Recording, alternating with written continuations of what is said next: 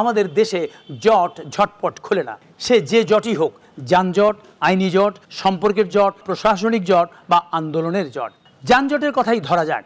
এই জট নিয়ে বলার গতি বাড়লেও জট খোলার গতি বাড়েনি। এই যানজটের জটিল যন্ত্রণায় কি হয় তা ভুক্তভোগী মাত্রই জানেন। তেমনি এক জটাক্রান্ত রিক্সা চালকের ভারাক্রান্ত অভিব্যক্তি। এই যে রিক্সা চালক ভাই, আমরা লক্ষ্য করছি আপনি অনেকক্ষণ ধরে কাঁদছেন, ঘন ঘন চোখ মুছছেন। একটু বলবেন কি আপনি কেন কাঁদছেন? ভাই, আমরা গরিব মানুষ, এই রিক্সা চালায় দুইটা ভাত খাই, বউ বাচ্চারে খাওয়াই, কিন্তু এখন রোজগার নাই, মালিকের টাকা দিতেও কষ্ট হয়। কেন কেন? এই জ্যাম দেখেও কি আপনি বুঝতে পারেন না? দিনে 4-5টার বেশি খ্যাপ মারতে পারি না, হারাটা দিন জ্যামের মধ্যে বয়ে থাকতে হয়। শোনেন ভাই, এর নাম জনদুর্ভোগ।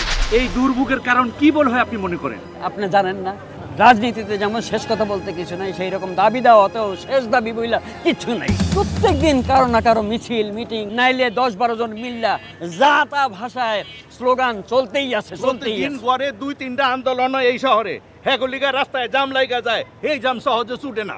আর সাধারণ মানুষের দাবি রাস্তায় চলাচলের অধিকার, সেইটা তো কইতেও পারে না, সইতেও পারে না। তবে এতে আমাকে চাইতে বেশি কষ্ট এই রিক্সাওয়ালা ভাইয়ের মতো স্বল্প আয়ের মানুষের, যারা দিন আইনা দিন খায়। তাকে কথা কয়জন চিন্তা করে?